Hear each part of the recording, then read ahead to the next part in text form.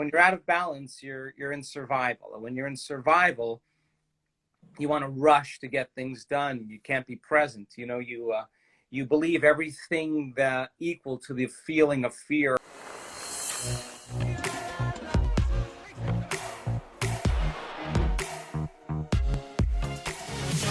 But you've been more busy than ever during this time, creating content, creating meditations, serving people, because people really need your information more than ever now. Well, I stopped from the life that I was living, and I'm kind of in a new life. And if I'm not creating, then something's wrong. So I just wanted to be able to adapt and give people some tools or resources to apply to their lives. So yeah, I literally just came from the recording studio just now. I just recorded a new meditation, and it was really fun. So yeah, I'm gonna keep doing it. If you guys are big fans of Dr. Joe, if you're from my page, leave a yes if you're a big fan of Dr. Joe, if you've heard one of our interviews, if you've seen his content, maybe you follow him on social media. He's got some of the best meditations. I swear, I have so many friends that have heard our interviews and then gone and got your meditations that say they swear by them. Oh. Their whole teams are listening to them, their families. You're truly helping people heal, expand their field around their heart more. So make sure you guys, I'm seeing tons of yeses. I'm not sure if you're seeing the comments here, but make sure you guys get his meditations if you haven't yet. And for people, I'm going to be asking Dr. Joe a few questions during this live. But for anyone that takes a screenshot and tags us over on your Instagram stories, I'm going to pick a few winners over the next 24 hours. I'm going to send a couple copies of my book. I'm going to send a couple copies of Dr. Joe's books as well to people that share this over on your Instagram story and tag both of us. But lots of people from all over the world who love you. And this is your first live, I think, right? Yeah, I'm a virgin. I've never done this before. So this is my first time. Yeah. I love it. And after this, hopefully we'll get you to do more on your own so you can serve people. But I wanted to ask you a question. And again, go ahead. Sorry.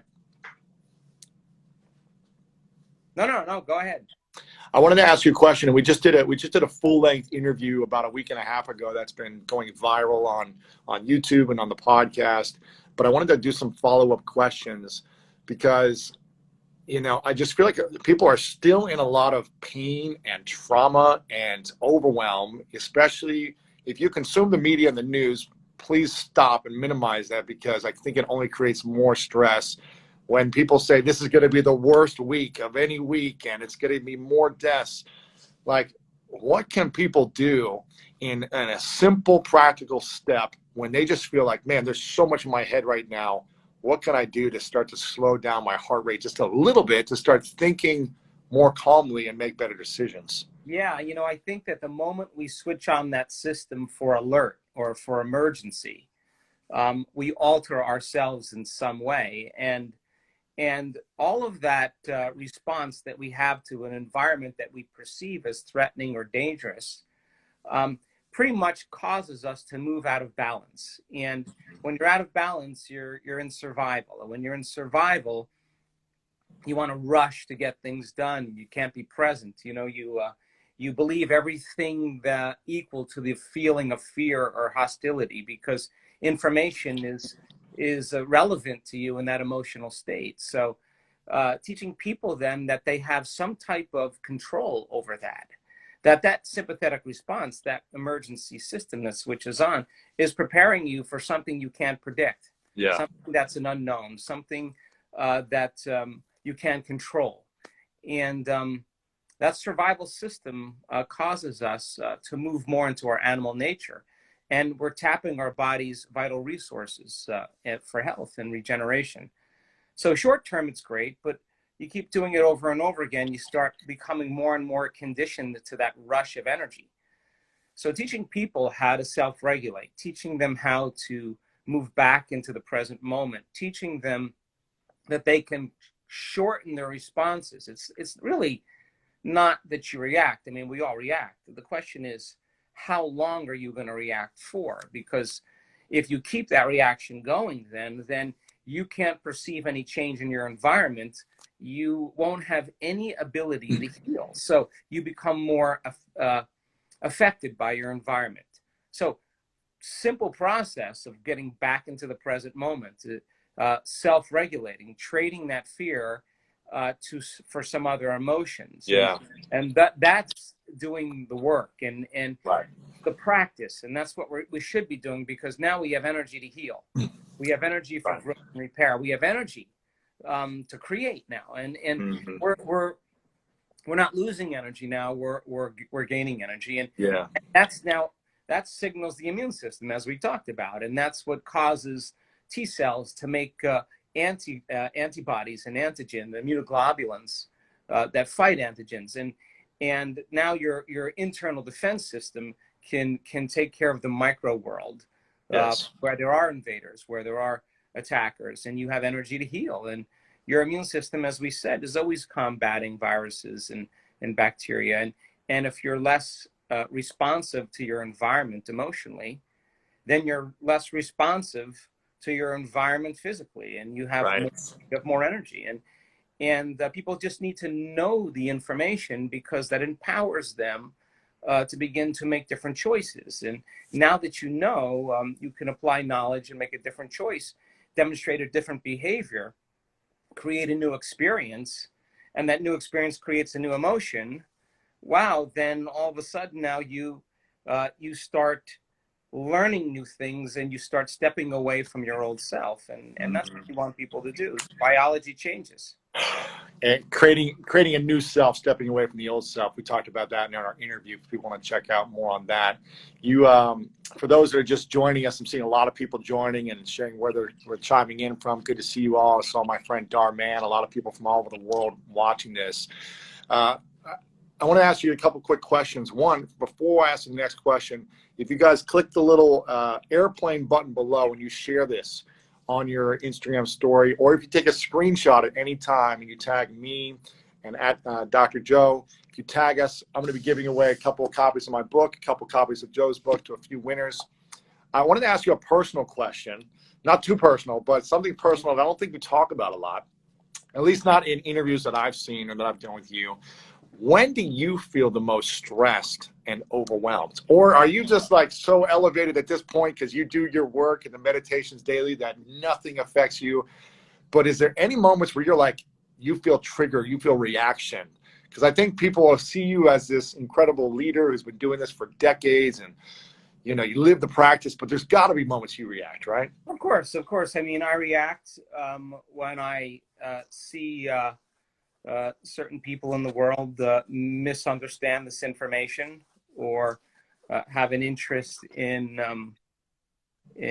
trying to attack it in some way, or take you down, or come after you, misrepresent, or better yet, misrepresent it. I think I react to that. I mean, of course, I think a good day is, even if you do react, that you make your way back into your heart. If you finish there and you learn your lessons, I think it's a good day. So, I mean, I still get triggered, of course, but I do my best every day to catch myself, and I'm less effective in that state. And I think I've learned through trial and error to self-regulate and get back. It always feels like a better day when I do.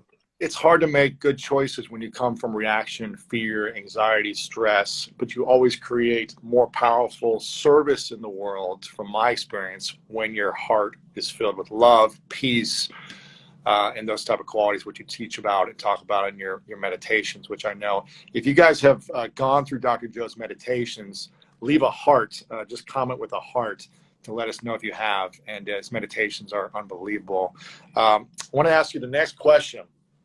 When you get to that state of, Dr. Joe, your stuff is horrible, you suck, this is wrong, there's no proof, your science is wrong, whatever people say, how do you get back to your heart, and how long does that usually take for you?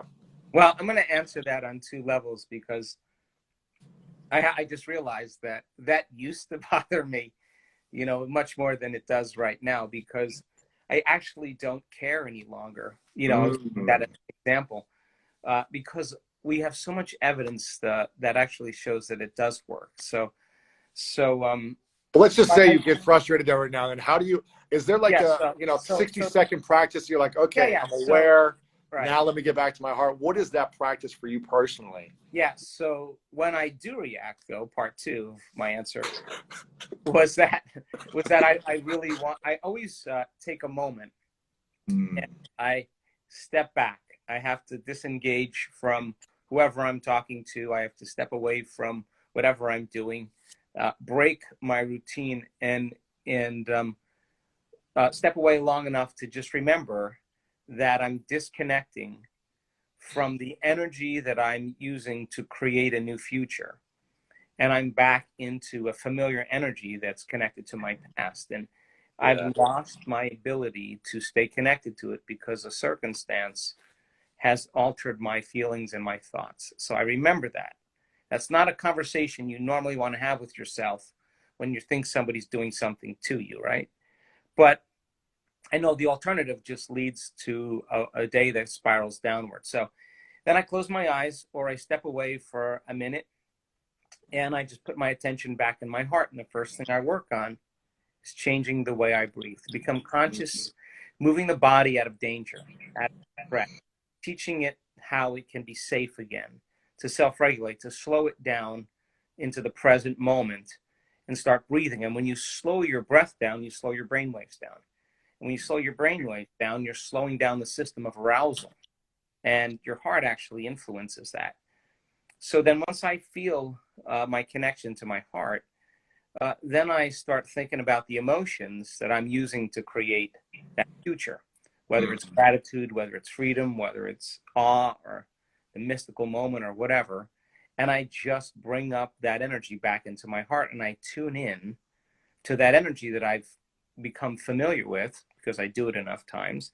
And I remember I'm connecting to the energy of my future again.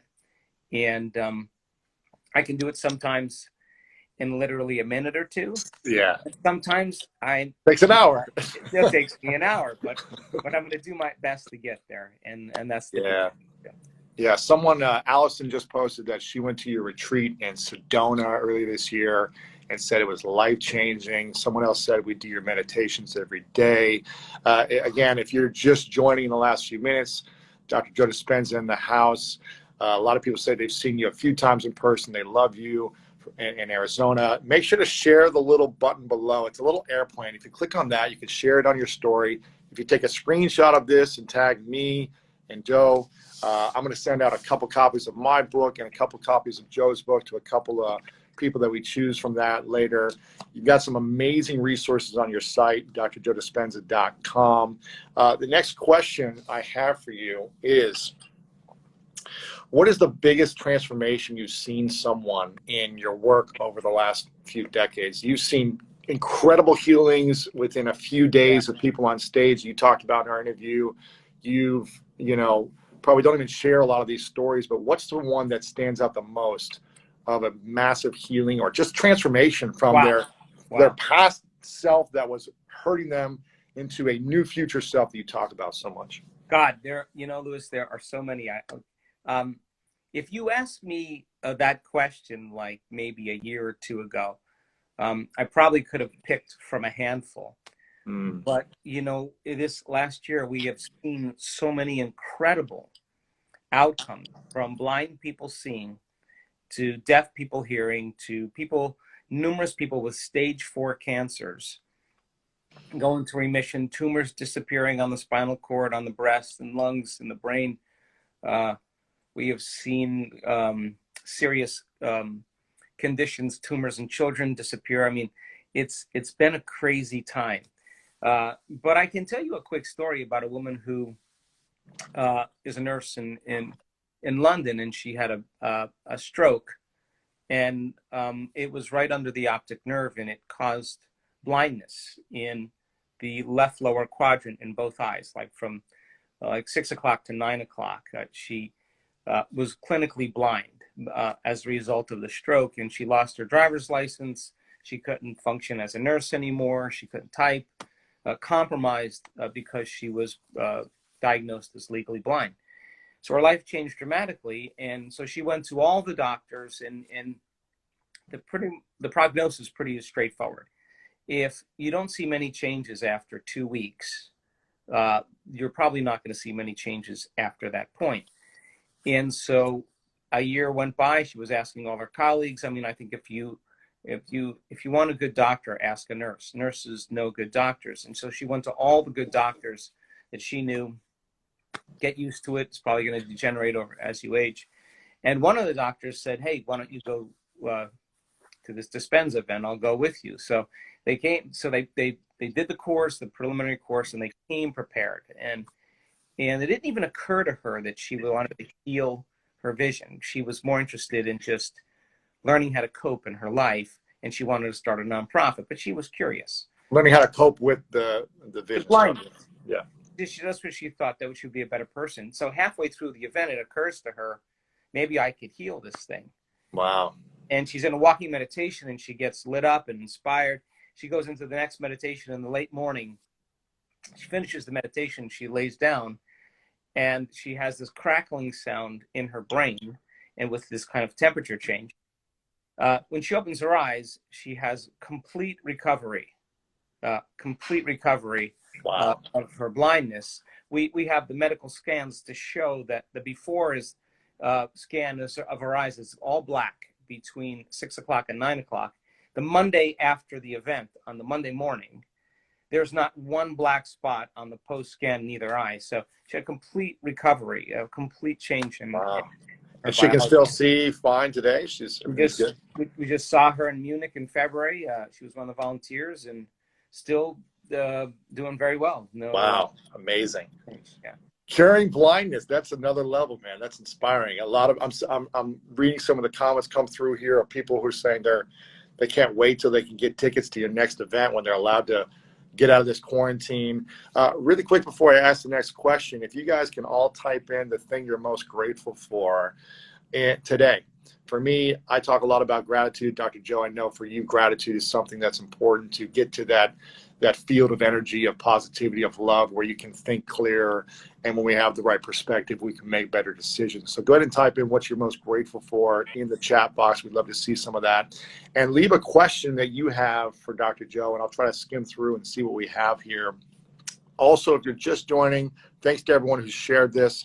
Click the little airplane button below on the bottom to share this over on your stories to your friends. This will be up for 24 hours so people can watch this later. Seeing a lot of people saying just grateful to be alive, grateful for Dr. Joe, grateful for being healed from Dr. Joe in the past. What the bleep do we know? That was a movie you did, what was that, 10, 15 years ago or something, a documentary? Yeah, probably a little over 12 years ago. Wow, it's amazing. Grateful for the feeling of gratitude. Grateful for my son. I think the more we express those things, we get out of that fear state. What does gratitude do for us in replacing that kind of anxiety and fear? Well, I mean, we've done research on gratitude, and it's very interesting because when you receive something, you've just received something.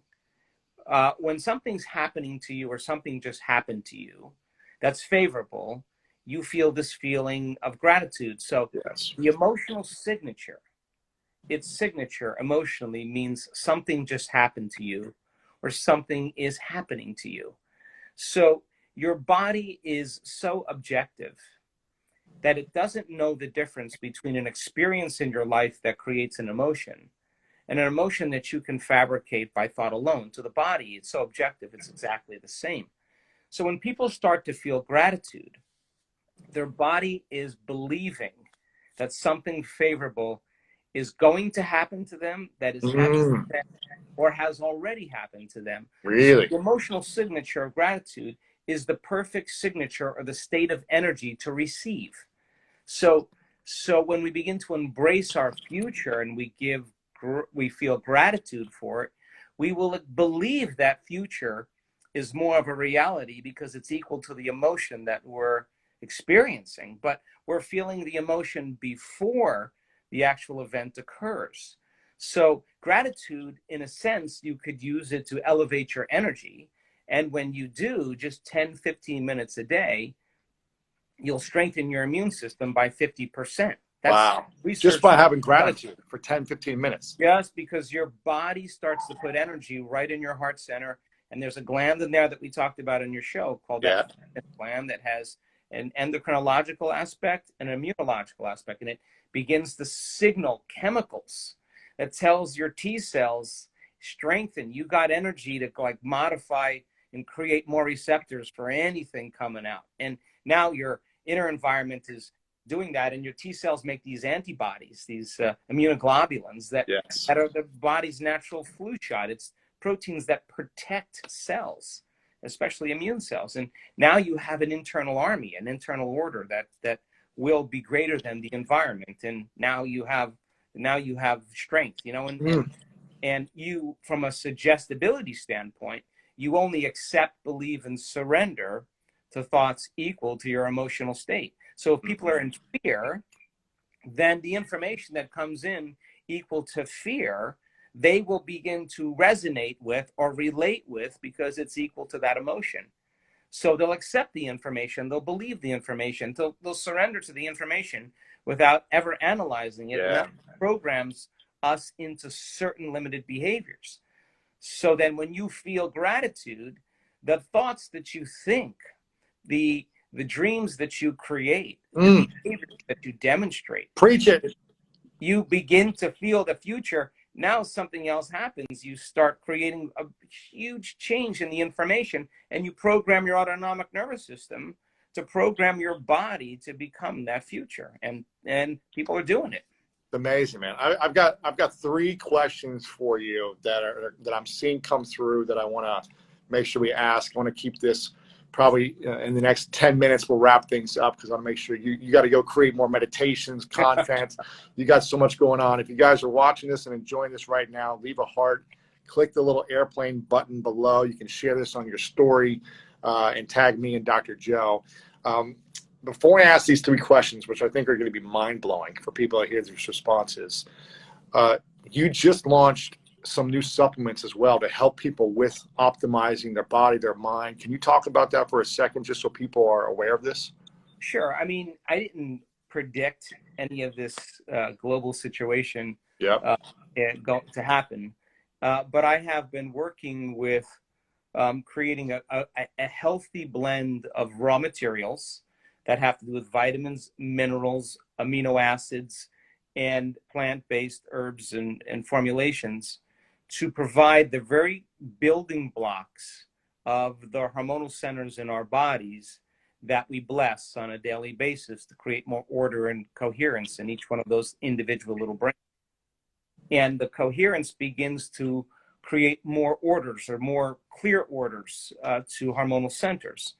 And so by people doing the blessings and creating this balance, I thought, God, if I provided the raw materials and we had the amino acids that were in the highest concentration in each hormonal center, we can begin to influence or provide the raw materials for people to move back in the balance. So we created this one for the heart center. And because the heart is, you know, has all these functions, we put a lot of the immunoglobulins that are the natural boosters for our immune system to create more inner balance. And then, you know, we do a lot of work with the pineal gland in our community, that radio receiver that connects you to the mystical. So I created the raw materials to create more balance when we go to sleep, if you want to dream and go into restorative sleep. And then maybe something that may empower your pineal gland to get you up and get you going and create the proper amounts of serotonin and some of those excitatory neurotransmitters that keep people awake and focused. So we've got 3. The company's called Biosyntropy, and we have 3 in formulation. So Yeah. Soon. I'm seeing someone commented they already have the supplements, so they got them from me already. So where can they go to get that? Is that just at drjoedispenza.com? There's a link where they can get the supplements and order those? No, the company is called Biosyntropy. Biosyntropy, Okay. BIOSYNTROPY.com, and the products are there. Yeah. Okay, cool, awesome. I think there's a link somewhere on your website too that I saw. There could be, yeah. So if you go to this link here, here's a question that I saw, and I'm seeing people saying they've already got your supplements and they want to get it, so that's going to be awesome for people if they go there. This is a question that I think everyone wants to know the answer to, especially during this time of feeling like there's a lack, feeling like there's a loss, feeling like there's uncertainty around money, around opportunities. Opportunities are dwindling for some people that they're thinking, Yeah. you know, all these uncertain times. How do we change from having a scarcity mindset into an abundance mindset, especially if the evidence is not showing that we have abundance right now for some people? Sure. Sure. Well, look, this is a tough question to answer, but I'll tell you that for me, I'm going to see this Mm. as a great opportunity, brilliantly disguised as an impossible situation. That I'm not going to meet this challenge from the same level of consciousness. We have to go to a greater level of awareness, a greater level of consciousness, and create and invent and figure out new ways to connect and figure out new ways to influence the Earth's field and create new ways to change outcomes in reality. And it's not about one person doing it. It's a new consciousness that must emerge that isn't going to live in fear.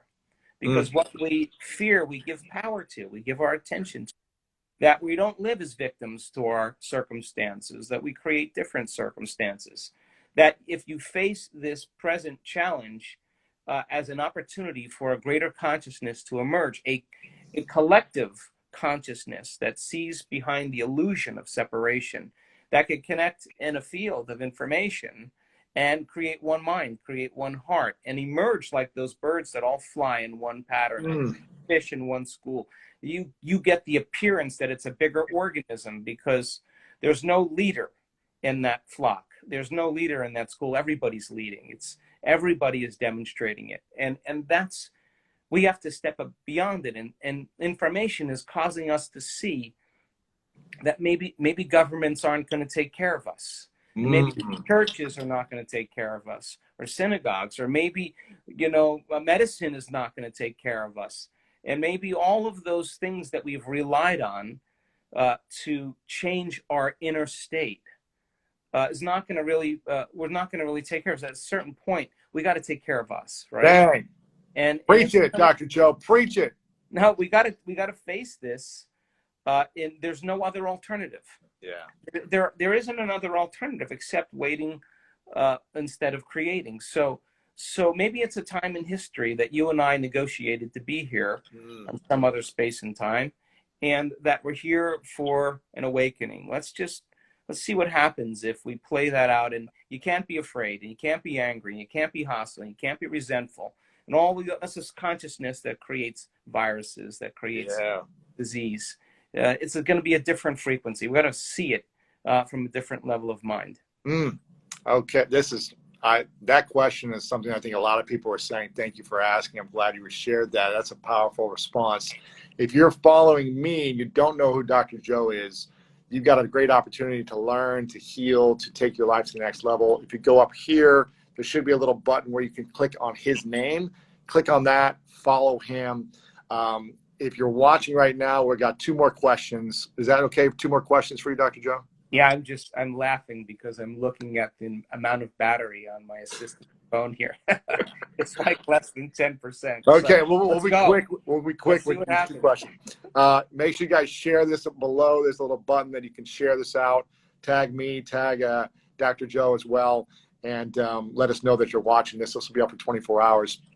Okay, this question that someone asked before is about changing your DNA by changing your environment. Is it possible by changing your physical space, the environment you live in or you're surrounded in on a daily basis, that when you change that, your actual physical DNA will change either for the better or for the worse based on the physical environment? Yeah, it depends on your response to the environment. So you can change everything in your environment, and if you're still unhappy, the unhappiness is the emotion that is the dominant emotion that's keeping certain genes expressed. Your body's believing it's in the same environment because you haven't changed. So, but you put a person in the environment and they're thinking differently, they're acting differently, they're feeling differently, they're changing their state. Yeah, theoretically, you'll begin to express new genes and they'll upregulate and make different proteins. And the problem with some of the placebo studies is that when people healed, 50% of them healed from Parkinson's disease. When they returned back to their lives, all the symptoms came back because they were reacting to the same environment with the same neural circuitry and the same emotional state. And how you think and feel is your state of being. So they return back to their old self again, and the emotion cause them to move back into the same gene expression. Now, if you have a more positive environment, but you don't shift your mindset around it, you could still be in a negative state physically, even if you have the best views, ocean breeze, living in nature, the most comfortable beds, or whatever it is. If you don't change your mindset with the environment, you could be trapped in a prison cell, emotionally, essentially. Is that correct? Yeah, well, there's no new information that's coming in, because you're in the same, the same emotion means your body's believing it's in the same environment that's creating the emotion. Mm-hmm. So it's the environment that signals the gene, but the internal environment of your body is still the environment around the cell. So what signals the gene and the cell is the emotion. So the emotion is information coming through your senses from the environment, and that's what selects and instructs the gene.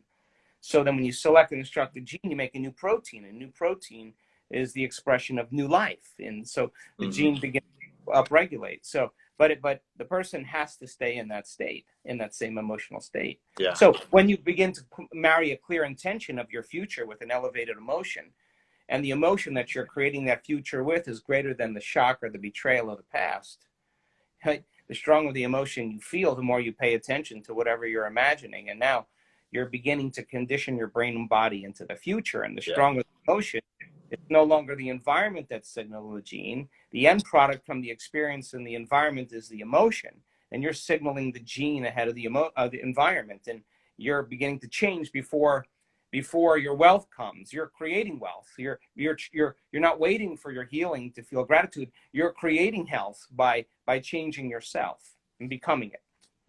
Creating health by changing yourself. I've got one final question for you. It's really important. Before I ask the question, because I think you have 3% left probably now. If you guys if you're enjoying this live experience, I'm seeing a lot of comments come through here, and you want me to do more with Dr. Joe, or for him to do his own lives in the future, because this is his first one, then type in yes if you're getting value from this and you want more from him or more from both of us. Make sure to follow Dr. Joe. There should be a little button up here on your screen of Dr. Joe. If you're not following him yet, go there. Below, I've got a link pinned. If you want to listen to a long-form interview just like this, we just did one about a week and a half ago that's been going viral online. The link is below right there. If you take a screenshot, lewishowes.com/933. And if you want to truly transform your life, you've got to get these meditations that Dr. Joe has. You can go to his website below. There's also a link for the supplements that he's just launching right now on his website that you can get from there. A lot of people say that already been signing up for it and loving it.